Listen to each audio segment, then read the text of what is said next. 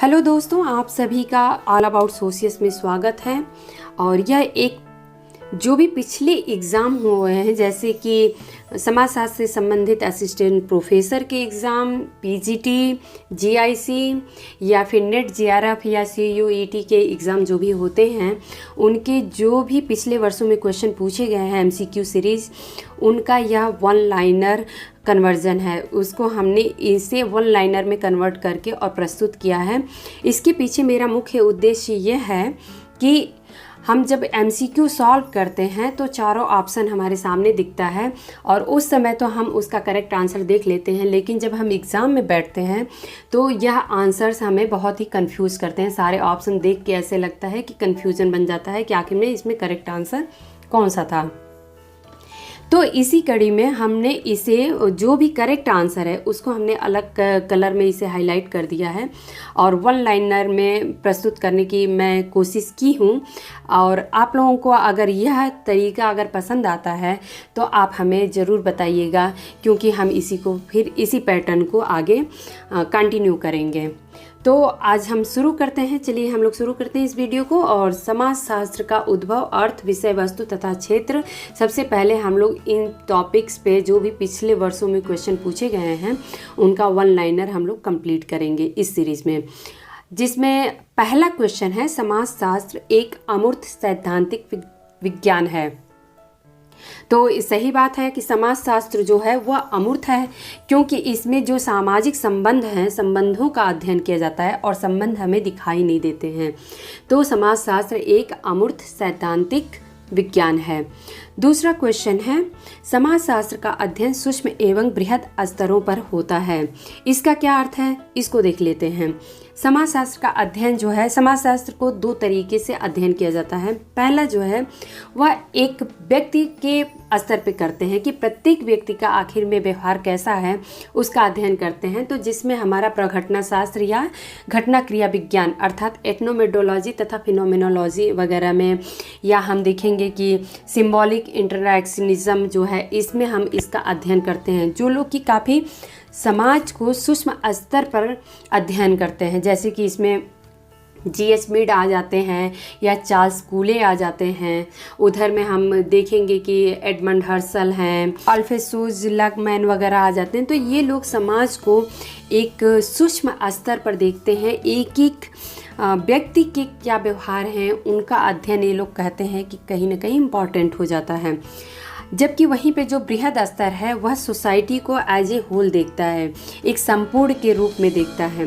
तो इसमें हम देखेंगे कि कार्ल मार्क्स जो हमारे थिंकर, बड़े जो ग्रैंड थ्योरी लोग दिए हैं, जैसे कि पार्सन्स हैं और दुर्खीम है, कार्ल मार्क्स हैं, ये लोग जो हैं वो सोसाइटी को एक संपूर्ण के रूप में देख के, और पूरी सोसाइटी पे कोई भी चीज़ होती थी तो वो घटना पूरी सोसाइटी पे उन लोगों ने अप्लाई करके देखा है। तो यह एक बृहद स्तर हो जाता है। अर्थात जो सूक्ष्म है स्तर, इसमें हम एक एक व्यक्ति के व्यवहार की अध्ययन करते हैं, और वहीं पे बृहद स्तर जो होता है इसमें पूरे समाज का अध्ययन किया जाता है, ना कि प्रत्येक व्यक्ति के व्यवहार का अध्ययन होता है। तीसरा क्वेश्चन है, समाजशास्त्र के विषय क्षेत्र से संबंधित दो संप्रदाय पाए जाते हैं। पहला जो संप्रदाय है वह स्वरूपात्मक या विशिष्टात्मक संप्रदाय है, और इस संप्रदाय में चूँकि जिस प्रकार से फिजिक्स या केमिस्ट्री या बायोलॉजी इसको हम देखते हैं, इन विषयों में पर्टिकुलर सिर्फ उसी सब्जेक्ट से संबंधित, उसी विषय से संबंधित चीज़ों का अध्ययन किया जाता है, उसी विषय से संबंधित घटनाओं का अध्ययन किया जाता है।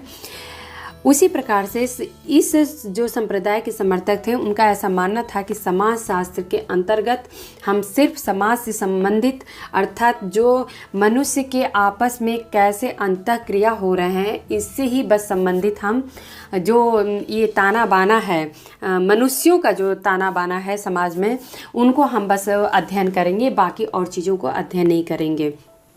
जबकि समन्वयात्मक संप्रदाय जो है, इसे सिंथेटिक स्कूल भी कहते हैं। तो इस सिंथेटिक का मतलब ये होता है कि कई चीज़ों का मिश्रण अगर बना दें तो उसे सिंथेटिक कहते हैं। तो समन्वयात्मक संप्रदाय का यह मानना था कि समाजशास्त्र को हम सिर्फ अलग एक सिर्फ टॉपिक में नहीं बांट सकते हैं, क्योंकि समाज एक काफ़ी बृहद एरिया है। तो उसको हम समाज शास्त्र में जो भी है, इतिहास है, राजनीति शास्त्र है, नागरिक शास्त्र है, अर्थशास्त्र है, इन सब का भी अध्ययन हम समाजशास्त्र से जोड़कर ही करेंगे, उसको हम अलग से नहीं बांट सकते हैं। तो इस प्रकार से जो दो संप्रदाय थे, स्वरूपात्मक संप्रदाय और समन्वयात्मक संप्रदाय, यह समाजशास्त्र के दो विषय क्षेत्र के रूप में बटे हुए दिखते हैं। मुझे उम्मीद है कि शायद आप लोगों को यह टॉपिक समझ में आ गया होगा कि आखिर इन दोनों में क्या अंतर है। जो स्वरूपात्मक संप्रदाय है वह समाजशास्त्र को एक विशेष सब्जेक्ट के रूप में, जैसे कि फिजिक्स, केमिस्ट्री वगैरह है, मैथ है, इस तरीके से उसको एक अलग ही सब्जेक्ट के रूप में मानता है। जबकि समन्वयात्मक संप्रदाय में ऐसा ये लोग मानते हैं कि समाजशास्त्र में हमें बाकी सारी चीज़ों का भी, बाकी सारे विषयों से भी संबंधित समाज का जो असर है या क्या प्रभाव पड़ता है उसका भी हमें अध्ययन करना चाहिए। तो स्वरूपात्मक जो संप्रदाय है इसके प्रवर्तक जॉर्ज सिमेल हैं और अन्य जो विचारक हैं इसके समर्थक वह हैं टॉनिज, वीरकांत, वान वीज और मैक्स वेबर। दूसरे जो समन्वयात्मक संप्रदाय हैं उनके प्रवर्तक सोरोकिन हैं और इनमें जो अन्य समर्थक हैं जैसे कि दुर्खीम, हाबहाउस और गिन्सबर्ग, या इन्हें जिन्सबर्ग भी कहते हैं। हमारा चौथा क्वेश्चन है कि शिकागो स्कूल से ए स्मॉल का संबंध है। पांचवा क्वेश्चन है औद्योगिक समाजशास्त्र का संबंध वैज्ञानिक प्रबंधन सिद्धांत से है। तो हम ऐसा देखते हैं कि जो औद्योगिक या इंडस्ट्रियल जो क्रांति की बात देखते हैं तो आखिर में ये क्यों आया था, तो यह कहीं ना कहीं साइंस बेस्ड था, क्योंकि जब हमारे नए नए आविष्कार हुए और नई नई चीज़ों का निर्माण हुआ तो उसके कारण एक जो औद्योगिक समाज का उत्पत्ति होता है। तो इसके कारण औद्योगिक समाजशास्त्र का जो संबंध है वह वैज्ञानिक प्रबंधन सिद्धांत से है। छठा क्वेश्चन है समाजशास्त्र सामाजिक संबंधों का जाल है। यह क्वेश्चन के आगे तो आप लोग वेरी वेरी इंपॉर्टेंट लगा लीजिएगा, क्योंकि यह मैकाइवर एवं पेज का एक बहुत ही प्रसिद्ध कथन है जो कि काफ़ी एग्जामों में पूछा जा चुका है।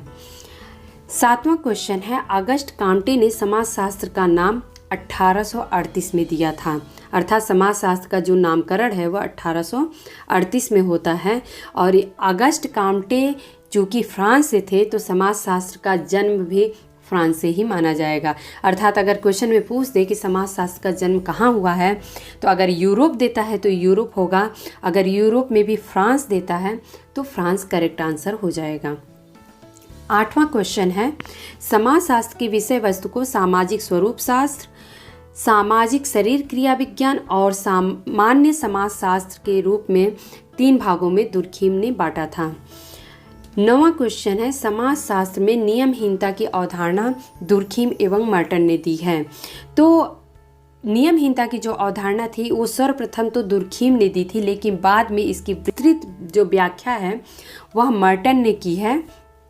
तो अगर इन दोनों नाम में से कोई नाम या दोनों नाम एक साथ भी दिख जाते हैं तो नियमहीनता की अवधारणा के दुर्खीम एवं मर्टन में से कोई भी नाम दिखता है तो वह करेक्ट हो जाएगा। आज का आखिरी प्रश्न है और 10वां क्वेश्चन है कि ग्रामीण समाजशास्त्र की उत्पत्ति सबसे पहले अमेरिका में हुई थी। तो यह आज के 10 क्वेश्चन का एक सीरीज़ था। अगर आप लोग हमें कमेंट करके ज़रूर बताइएगा कि आखिर में इस प्रकार के क्वेश्चन पैटर्न आपको कैसे लग रहे हैं। अगर अच्छा लग रहा है तो आप ज़रूर कमेंट करके बताइएगा, या इसमें हमें कुछ सुधार की ज़रूरत है तो भी आपका बहुत ही स्वागत है। धन्यवाद।